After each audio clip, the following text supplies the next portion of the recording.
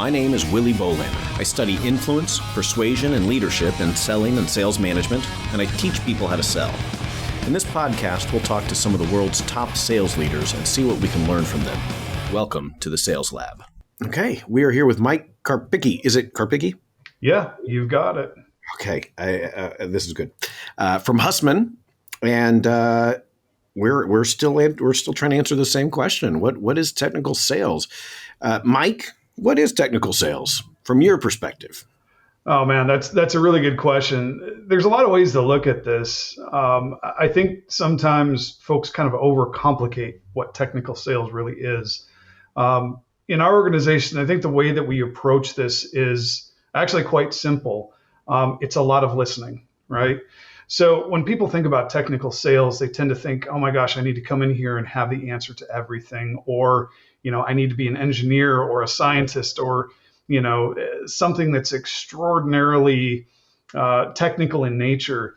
The reality of it is that may apply in certain areas, but in our business in particular, the key to technical sales is being able to listen to your customer very intently and being able to understand what their needs are, and then figuring out how you can bring in those technical resources.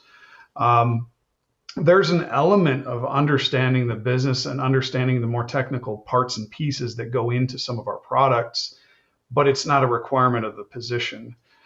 We don't have anybody on our team right now that was a former technician, right? And they're doing quite well. The key to it is just working with that customer and really having a good ear. I think that would be my easiest explanation from a high level, Willie. This content is brought to you by the TIES Sales Showdown. That's the Technical, Industrial, and Engineering Student Sales Showdown, hosted right here at Texas A&M University. We have over 200 engineering students taking sales classes every semester and a growing minor program in technical sales. These students are smart enough for STEM and savvy enough for sales, and the TIES Showdown allows them to demonstrate their selling skills in a role-play competition where industry partners, like you, serve as judges and provide them coaching feedback. If you're hiring for technical, industrial, or engineering sales roles anytime in the next couple of years, this is an event you can't miss. You can learn more at tx.ag/TIES. That's tx.ag/TIES. Hope you can join us. So it's technical listening. It's letting the details, noting the details in these conversations with customers and making sure you're getting the details right. It sounds like. Yeah, it's really it's the art of being able to listen very deliberately, right? So you don't just go in there and just hear whatever they have to say for no apparent reason. You're listening for certain aspects of the conversation. Right? There's triggers that can drive the next step of the conversation. If they're talking in our business about, some of the challenges that they're having in A, B, or C, each one of those challenges is going to have a different path behind the scenes.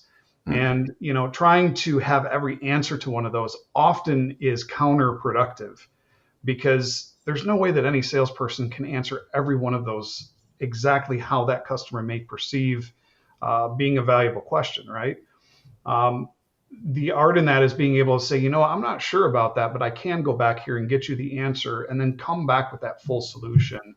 It's not to say that there's not value to being able to add that right in the heat of the moment, right? But to me, it's always more important to not overpromise, right? Being able to be that resource that, hey, if I don't have the answer, they know I'm going to tell them. That builds trust, right? Yeah. Well, and you used one of my favorite words, which is deliberate. I feel like I have this conversation very frequently with my own children, where sometimes they'll be doing something, maybe something crazy, and you say, why are you doing that? And they go, I don't know. Well, how do you not know? Well, but people do that a lot, right? Like, yeah. Why are you doing that? Why'd you ask that question? Why did you, take this approach? I don't know. Yeah. Well, shoot. Yeah. If anybody's supposed to know, it's probably supposed to be you, So right. That's a great word and a great thing to keep in mind.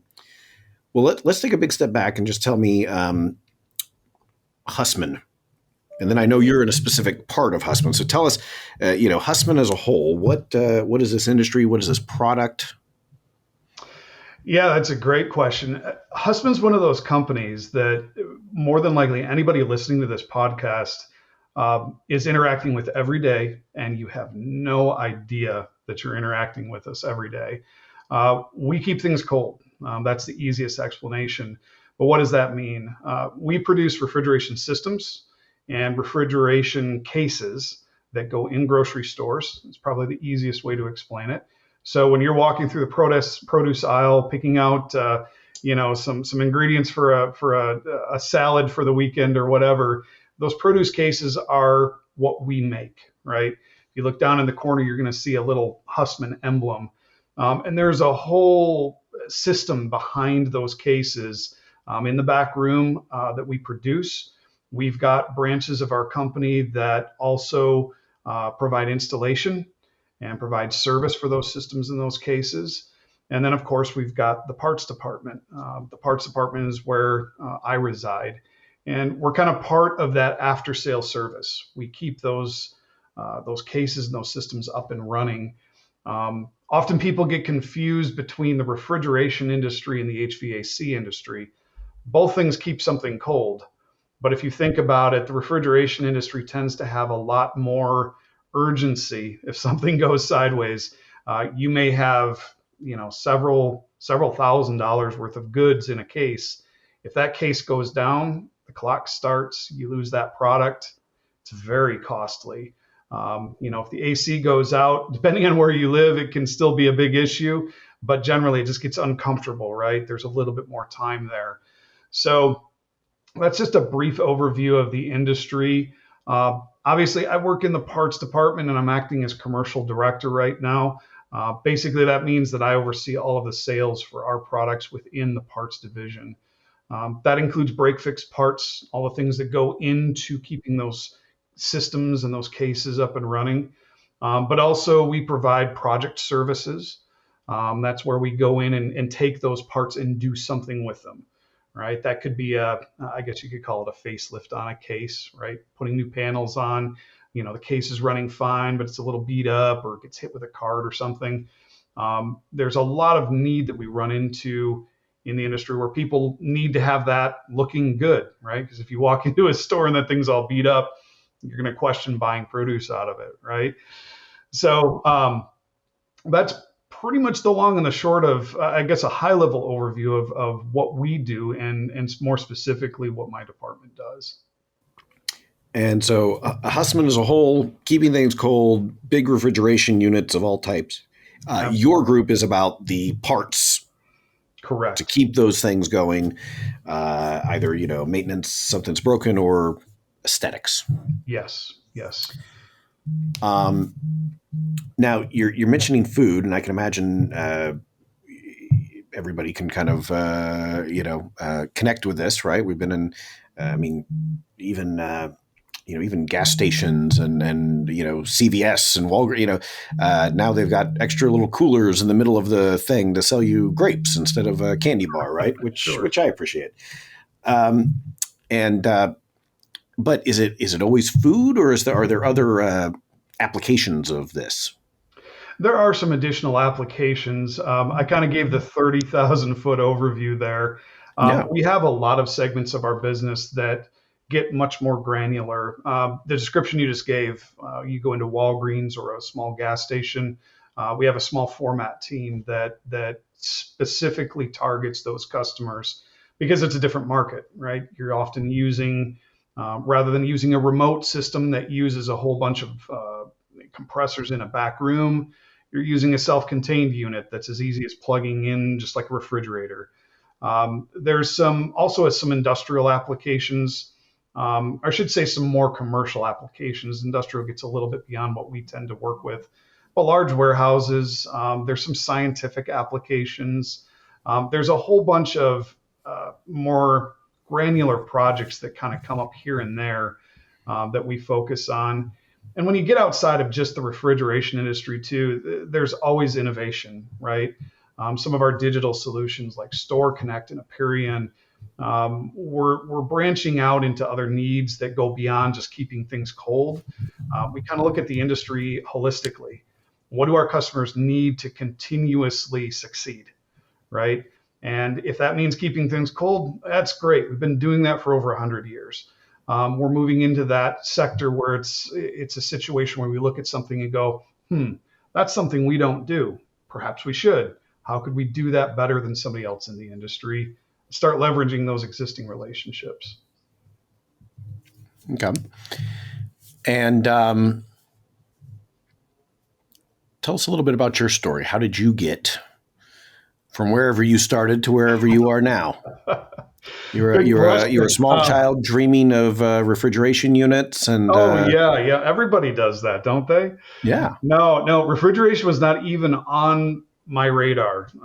I came up kind of in the residential construction industry. It's kind of how I worked my way through college. I went to business school back in Michigan, Western Michigan University, and after graduating there, I came out and did a lot of construction management. That evolved into some additional opportunities, getting into project management for restaurant interiors in the decor industry. Coming in and looking at a plan and basically getting an empty box of a restaurant, and by the time you're done, you provide them something really nice, basically from design all the way to installation. My entry into the refrigeration industry just was the result of finding an opportunity and applying for another project management position. And that's where I came into Hussmann. I started out as what they called a sales project manager. And what is that, right? Basically, it was sales support. It was everything that I had been doing with a little bit more sales support and exposure. So I was helping a great group of people back in Grand Rapids, Michigan, supporting some of our larger regional accounts, and took all of the skills that I had learned from construction and project management. And I was very much out in the field doing things, sometimes troubleshooting, sometimes helping with a project, but more importantly, getting the exposure to the sales side by supporting the salespeople that were out there selling these things. So it was a job that every morning you wake up, you really don't know what you're going to do. You get a plan, and then that plan shifts 10 times. Oh, yeah. You just take care of the customer. And that slowly evolved over time into just more and more of a sales assist role. And eventually led to an opportunity within the parts department as what I would call my first sales gig. I had an opportunity to take over a regional sales position, taking on the West Coast, California, Oregon, Washington. Having never been out here, it was a sink or swim type of an opportunity, and selling parts. And so what that ended up doing for me is it not having that sales background of, I went to school to study sales, or I started in a trainee position with the sales department. I went straight into, it's your responsibility to cover this territory. And I didn't know how to do that, right? So it was a matter of going in and just asking questions of these folks and trying to figure out, what makes them tick, and how do I help them, instead of, hey, I'm selling this, because I wasn't good at that. So a lot of that questioning that I tend to push into my teams came out of that circumstance. How do I sell something in a new territory, and culturally, Michigan to California, very different places, right? You stick out like a sore thumb, and figuring out how to navigate all of that. I did that for a couple of years, and we had some really substantial growth and change that was going on within our organization. And after doing that role for, I want to say it was about 1.5 to 2 years, the opportunity popped up to manage the team. And it was one of those things where I looked at very reluctantly. I was kind of enjoying being a salesperson. You've got all this freedom, you've got control over what you do. This was a new challenge.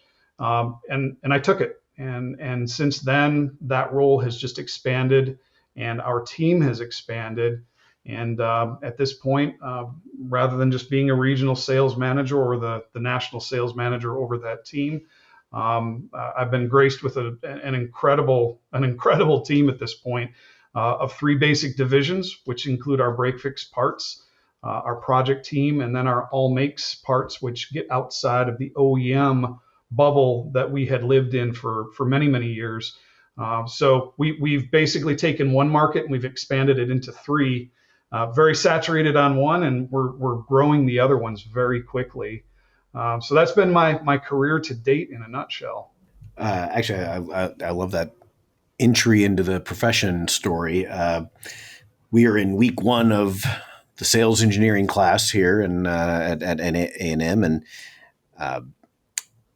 it's always a very fun week because you're just starting from blank slate in some cases, or you're trying to understand how the students are thinking about things, what they think. You ask, well, what are we talking about when we say sales anyway? What does this mean? And you don't get crazy answers, but you do tend to get answers that are maybe seller focused. Sure. It's about sharing what I'm selling. It's about getting people excited about what I'm selling. And it's like, yeah, it's not completely wrong. It's not, you're not going to get an F for it for the day, but like, let's take a big step back and just sort of open that up a little bit and say, and kind of recognize, it's a little therapy, right? Like, let's just kind of cope for a minute with the fact that nobody cares about you or your product or your solution. They care about what you can do for them. They care about if you're going to listen, and if you're just going to say, hey, I got a widget. You want to buy my widget? No. Even if I'm a widget collector, even if I'm a widget aficionado, chances are, no, I don't want to buy your stupid thing. So you're sharing that. I mean, it sounds exactly like what you're saying, So, I mean, almost, but you're saying, oh, I wasn't great at, selling this, just pitching a product. Well, yeah, that's probably a good thing, actually, right? That, those are pitchmen. Those are, not televangelists, the other people on TV that, are selling the things. So, Oh, yeah. Yep. Billy Mays, I mean, it's a skill set. It's different, but yeah, That's not really what we're talking about. The state of Texas isn't paying me to teach people how to, sell all sizzle and no steak, That's right. So, that's right. So the types of customers you're calling on, who are these people? What types of businesses and what types of roles within these businesses? That's a very broad spectrum.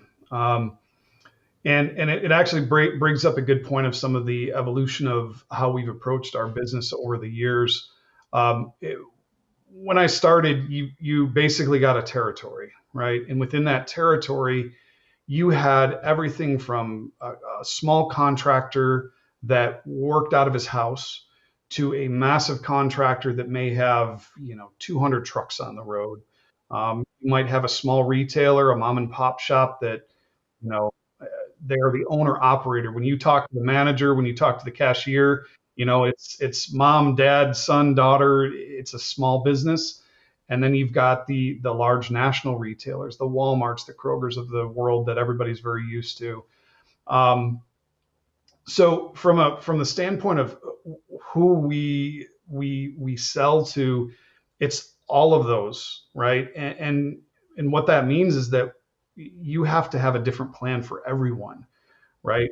It goes back to asking those problems and asking for those problems and trying to create a solution. So one day you may be talking to this small retailer, and to them, their only concern is, I need to sell more of this food today.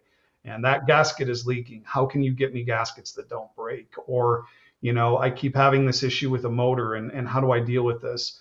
When you deal with a large retailer, getting into some of the positions, you may be working with a procurement manager who their job is to negotiate thousands of parts in one order.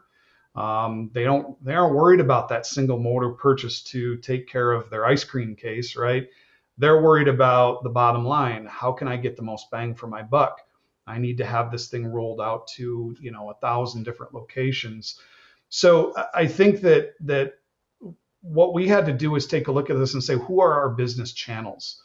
And we basically broke that up into retailers, contractors, refurbishers who actually go out and remake these cases, right? And then supply houses who actually act as distributors for our parts. There's more within that, but that would be the Just high the level. broad Of categories. course, within that large and small, each one of those has procurement managers. Each one of those has some sort of purchasing agent. Sometimes you're dealing with a technician. Sometimes you're dealing with a service manager. So we deal from everybody from a store manager up to the C-suite, depending on the situation, and everybody in between. So it's a very broad spectrum of individuals that you have to be able to interact with and get to the why. Why do you need to talk to me? Why is what I'm talking about important? Why is what I am offering you as a value important? Yep. And so thinking about those different targets, those broad categories, what type of value proposition is meaningful to each of those?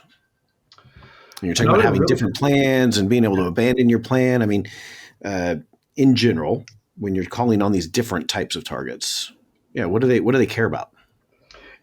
That varies as well. The most important thing that I find that they care about is keeping their businesses up and running. Now, what does that mean, right? If you're talking to a small contractor, this could be, hey, I just need to find an easy way to identify the right parts, get a decent price, and get my guys back on the road. For, say, a really large contractor, I'm sorry, a really large retailer that self-performs. In other words, they have their own technicians. This becomes a conversation around scale. How do we get the right parts delivered to the right warehouses? How do we negotiate the right prices? How are you going to make sure that fulfillment is done in a way that does not give me a headache? For some of the other customers that we're dealing with, it could be something as simple as, how do I not get a callback, right? Our contractors are really big on first-time fix rates. How do I get the right parts stocked into my warehouse to be able to take care of this? Or how can you make sure that your parts are readily available to me in a given area? Enter the distribution contacts, right, and the distribution partners. So if there's one thing that I could narrow all of this down to, it's how do I get the right part at the right place at the right time? And that's a slogan that we use within our organization constantly. It's really easy to say. It sounds kind of catchy. It's extraordinarily difficult to do. Yeah. We have one warehouse. It's in St. Louis, Missouri, and I can get you anything tomorrow if I have it, but I can't get it to you today. Well, sometimes tomorrow is just fine. Sometimes 2 weeks from now is just fine. So, but you also have to take care of the today, right? So the game that we tend to all be playing is, how do we do this in a way that allows that customer to keep their business up and running with the least friction, right? And that's what it's all about. You provide them the easiest solution, the best solution. Quite often, you're not talking about price anymore. They're just happy to have it done, because even if the thing costs twice as much, by doing this, it still saves you an emergency visit by a tech, or the loss of product, which can be thousands of dollars. Okay. Day in the life of a technical salesperson in this industry. Oh my What do they goodness. wake up doing? Where do they start? Where do they finish? No 2 days are alike, right? For any of the folks perhaps listening that are considering technical sales, or any sales for that matter, if you're looking for something where you check in at 8 and you check out at 5 and get your 1 hour lunch and everything's nice and perfect, don't sign up. It's not like that. But it also, there's a lot of freedom to it. So, if you asked each one of the reps on my team, you would get a different answer from all of them, right? They all have a different approach. I'll speak to what my experience was with a lot of this while I was in the field. My day would simply start off with, getting into your emails and getting into your communication. What came in overnight? What did you have from yesterday that needs to be recommunicated? And most importantly, what's your plan, right? Sales is not a reactive game. If it is, I hate to break it to you, you're doing it wrong, right? It's a very deliberate game. And when you play it deliberately, you win deliberately. If you wait for it to drift in, you catch something every once in a while, but you're not going to win in the long run. It's just not a good way to grow, and you're definitely not going to grow at an accelerated rate. So, what I found worked really well for me was just that communication early in the morning when everybody's out. You get up early before the 8 o'clock bell when everybody starts moving around. Get that stuff taken care of in terms of the administrative thing. Then you start getting into your plan for what you're going to do today. And what you're going to do today has kind of been something that you've planned a week ahead. What are my sales calls? What territory am I going to be working in? Am I hopping on a plane this morning to go visit these people this week? And for each one of those visits, it was critical to take a look at what that business had been doing. Even today, we're using something called a business review. This is where you take a look at your customer, you take a look at what they're purchasing, you take a look at their habits, you take a look at the data. Everything's data driven. That data tells a story. What story is it telling me? What opportunities do I see in the data so that when I walk into that room with that customer, I know they had a spike in A, B, or C. I'll start asking about that. Hey, we've got a lot of motor activity going on. What are you guys up to? Do you have an initiative going on? Are you dealing with a failure? What's the story there? And most often somebody will say, oh yeah, we're doing this or we're doing this. Great. Well, let's talk about that. How can I help you perhaps be a little bit more efficient in that? And then of course, there's always the fire drills, right? If you are in sales, you are the face of the company. You are the first person they're going to come to when they need something, and they're going to be the first person that they come to when something goes sideways. And you have to be able to work with that. So every day, those are the unpredictables. Those are the cell phone calls when you're in a meeting, or catching up on something, or the prioritization. You have to be able to contend with that and be able to delegate those things off where necessary, let them cook, and then come back and complete them.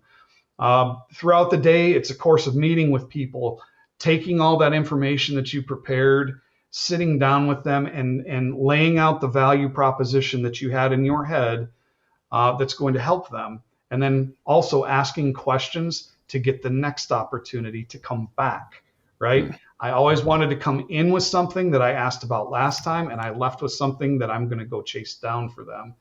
It just keeps them coming back in a cycle. And finally, you have to close all that out. There's record keeping that's involved. Enter in your method here. For me, I was old school. I liked my notebook. People probably laugh at that. I've watched people use iPads. I've watched people use OneNote. It's endless, right? Do what works for you. But make sure you're taking records of everything that you're doing. The most important thing that I've ever learned in sales is follow up. If you say you're going to do something, you better do it, because they will remember if you don't. And it's a tough entry if you come back and you didn't do it and you're asking for something else. Good luck. That could be your chance, and it's out the door. Don't ever leave a customer hanging. I went down a lot of paths there, but all of those things come into play in any given day, right? And some will be heavy on the fire drills. Some will be heavy on the planning. Some days you're stuck on an airplane, and who knows what else is going on. But if I could synopsize it, that's how I would call it out. Good. Yeah. You are mostly working as an individual salesperson, or do you, handle opportunities as a team ever, or? All of the above. From the standpoint of what a rep would do, obviously it's an individual sport most days, but it is a team sport as well. Nobody can be successful in sales in our business without having the ability to bring others in.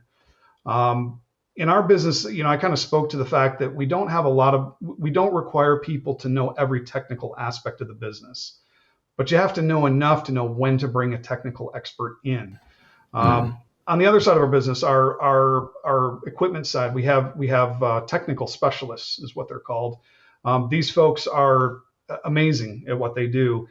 They may be specialists in a system. They could tell you how a system works from start to finish. If something is going sideways with that system, they're going to know off the top of their head. It would take me a month to try to figure it out, right? You have to know when those resources are necessary.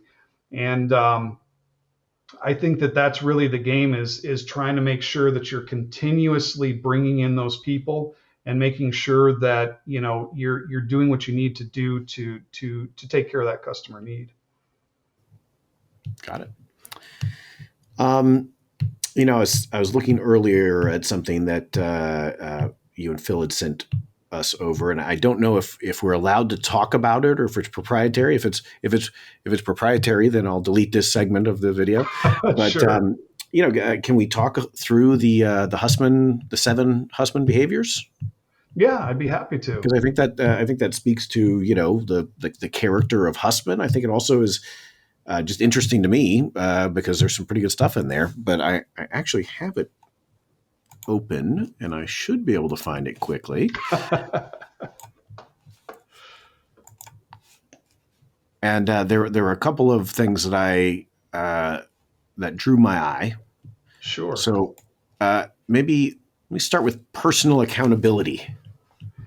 Yeah, that's a great one. So what does personal accountability mean? I think by definition, if we were to call that out, it's basically do what you say you were going to do, right? This is the follow through comment that I made. And this applies not only to customers, but in our business, this is all about making sure that, you're following through and not leaving anyone hanging, right? To my point earlier, you never want to leave a customer hanging. But anybody who works in an organization, you remember who leaves you hanging too, right? To be a good teammate with everyone, you really have to you have to be there, and you have to do what you said that you were going to do and provide what other people need, just as well as you would hope that people would provide that back to you. Absolutely. Well, and I think as a person with increasingly too many things going on, and getting pulled in many directions, as I'm sure you are as well, and as I'm sure most working salespeople feel like most days, it seems like there's always a temptation to say, when somebody asks you for something, yes, yeah, I want to help. I want to be a part of that. I want to add value. I see that there's a way I can add value to you. So let me do that. And then you find out, well, you can't do it every single time for every single person, and it can't just be all you all of the time. So, Sure. How do you limit your exposure in that regard? How do you know? Okay, I can't overcommit, because at some point I can't stay up. I can't stay another hour later. There's no more hours left. I can't work an extra day. I've worked all the days. There's a lot of schools of thought on this. Some people would say, "Oh, just work harder." Well, like you said, there's only so many hours in the day. My approach to this is very simple. Just be honest, right? I think that there's a portion of this where, especially in sales, you always want to say yes. If I could emphasize one thing that seems wrong but is very right, it's emphasizing the power of no, right? What do I mean by that? If I have a customer who's sitting across from me and they're asking for something that they want done by a specific date. In fact, we're working with a situation like this right now. I want something that is going to happen on this date. It's absolutely necessary that you do this. If I don't get this, you're not going to get the bid, right? Okay, great. Well, first question you ask, is this possible? If the answer is no, then you don't tell them, well, no, I'm not interested. You tell them, okay, look, you guys are asking for this. I could do this and I could fail you. Would you like me to go down that road? Well, of course the answer is going to be no. Okay. All right. So we don't want to have a failure. Can we talk about what I can do, even if it doesn't fit the mold of exactly what you're asking for? Sure. Okay, good. Now I've got a yes. All right. Let me lay this out for you. I know that you guys want to do this, but if I do this, I'm going to hurt you. I'm going to hurt you. I'm going to hurt your business. I care about this relationship more than that. I'm not going to do that. And if that's what's required and I know I can't, I'm going to walk away from this respectfully. But I can do this. And if you're willing to adjust your parameters or adjust your scope a little bit or adjust your timing, I can give you a much better outcome. I will take the time to take this back, come up with a plan that will work, and then we can talk about that. And if that works for you, then yes, I'd be happy to bid on this. It doesn't always work. Sometimes they're under the gun.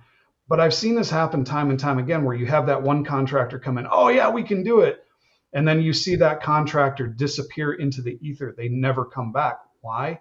They botched it. And the cost of botching that job was so much worse than saying, oh shoot, we should just slow it down a little bit, that they destroyed the relationship permanently. So congratulations, you won the bid. You got one job. You will never work with that company again. Whereas if I had given them that proposal, and even if they don't take it, they will remember that I did that. They will come back to you. Guess you were right. You'll never hear that, by the way. But guess you were right. We probably should have gone this road.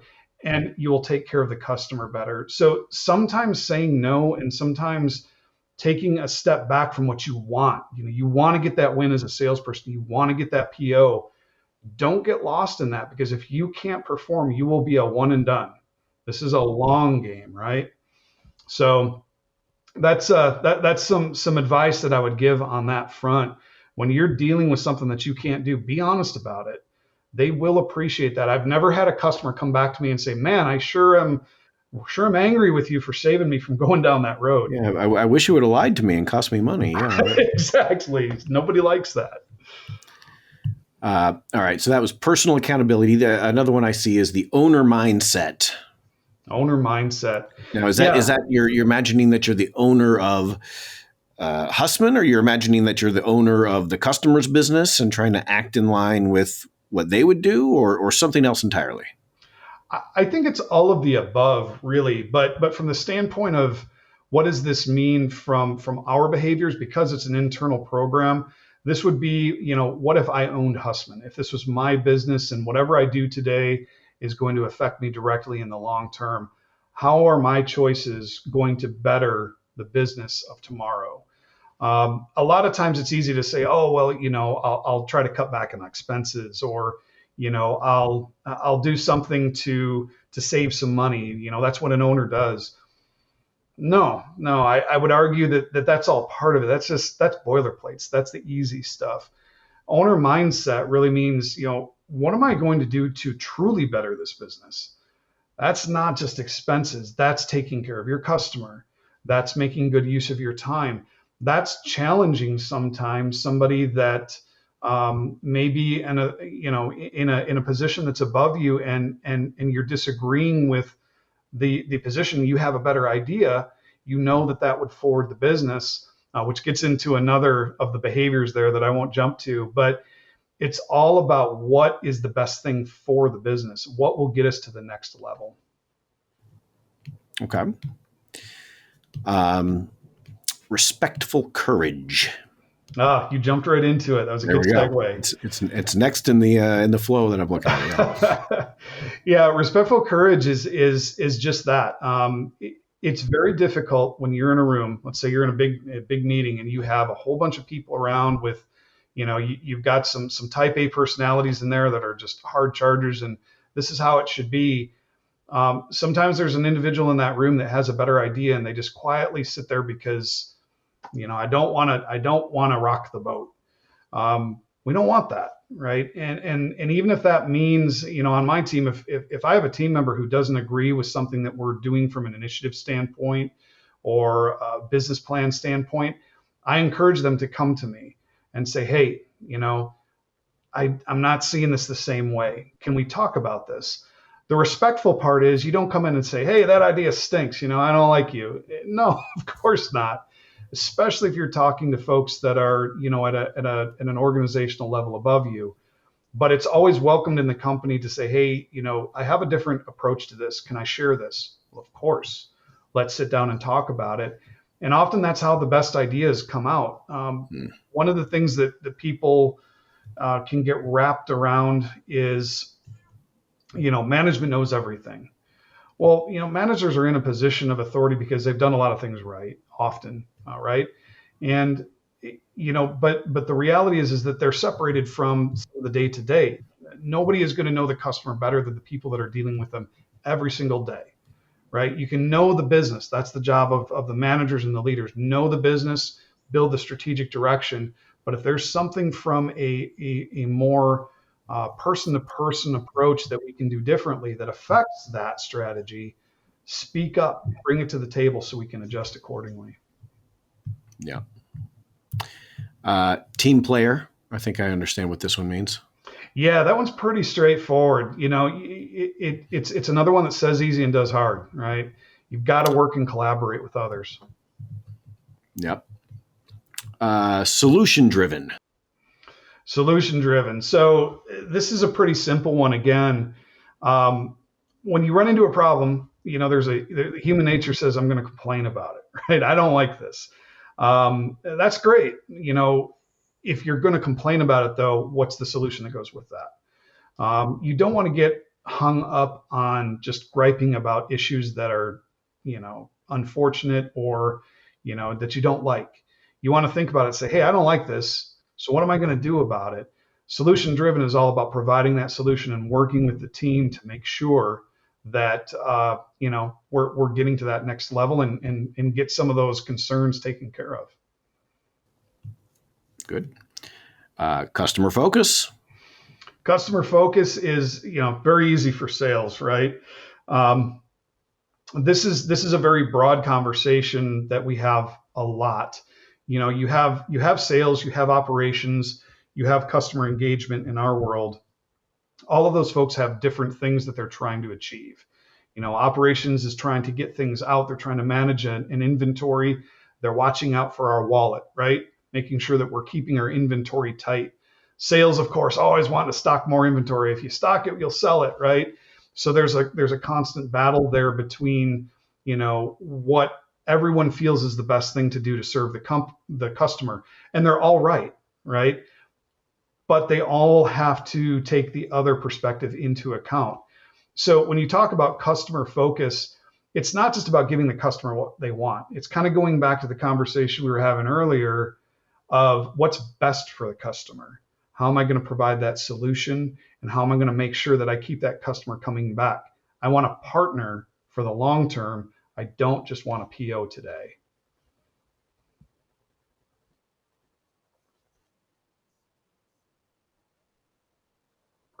Challenge and change. So this is a big thing for, particularly in the industrial sector, right? A lot of these companies have been around for a long time. Hussmann's been around for over 100 years, well over 100 years.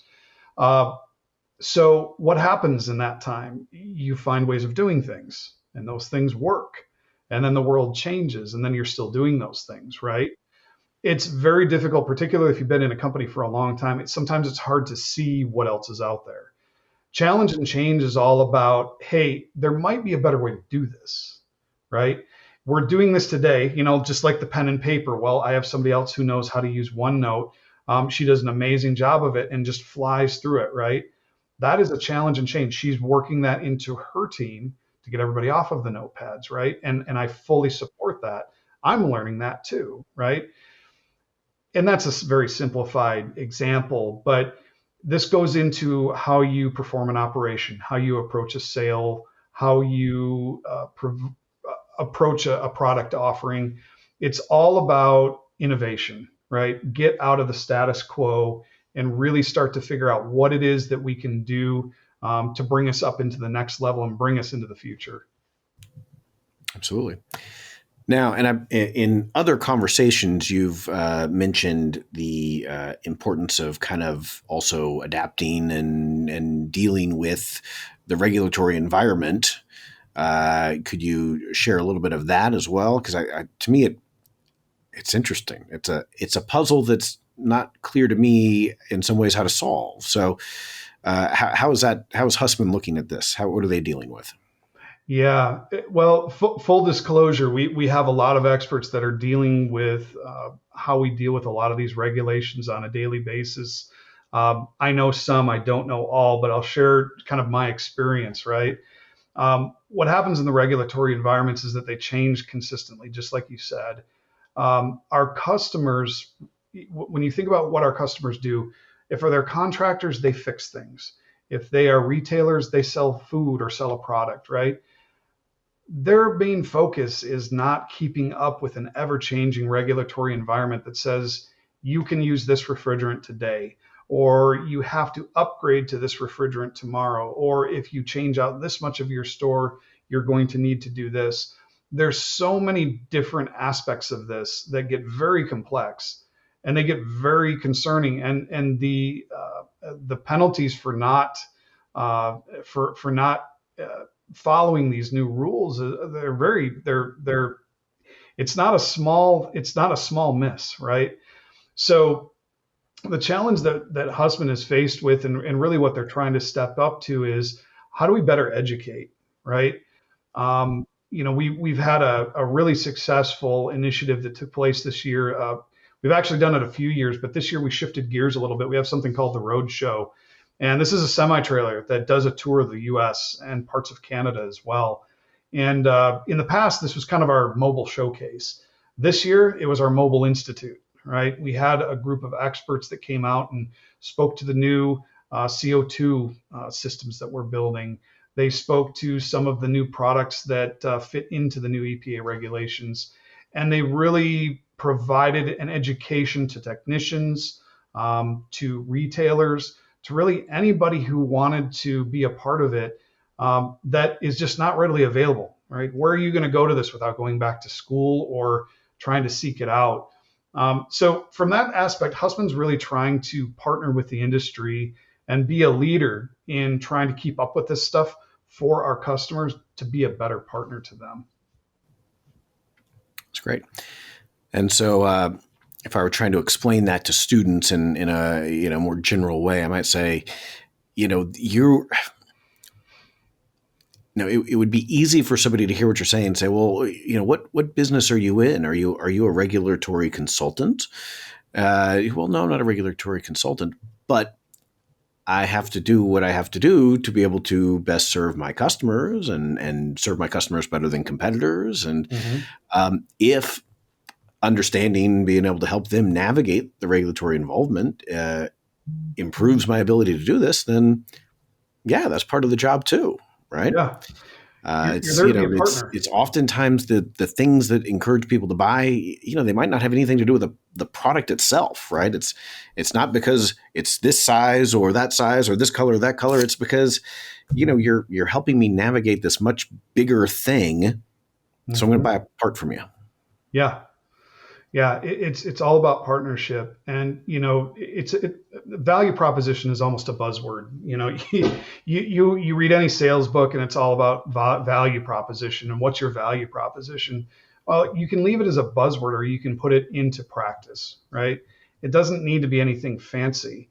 A value proposition that I have for a customer is going to be different than somebody doing the same job in my role. Right? I bring value to the table. I want to partner with my customer the best way that I know how. And, if you're particularly talking to students, don't get hung up on those phrases. A value proposition is not a pitch. All right.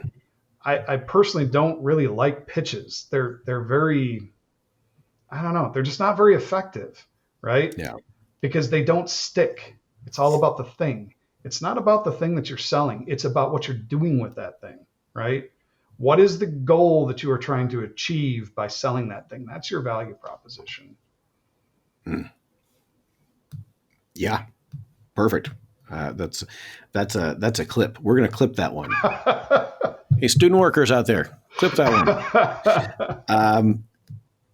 No, that's exactly right. I mean, this is a big, in the marketing world, we would call this very pompously a service dominant logic, right? In simple terms, we could, it's what people used to say, people don't buy a drill, they buy a hole. Right.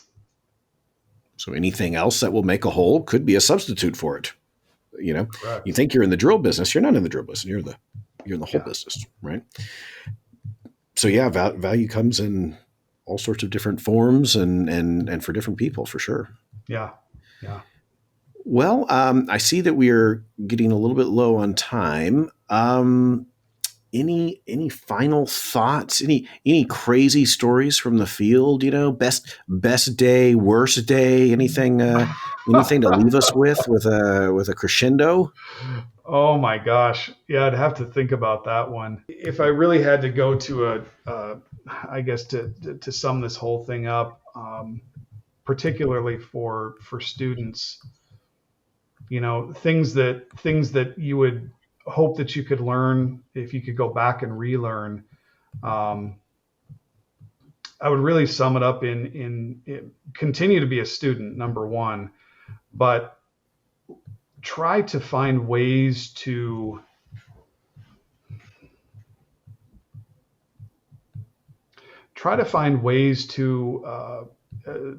find mentors and people who are in the sales organizations that you're in, and really learn from them, particularly if they've been in those positions for some time.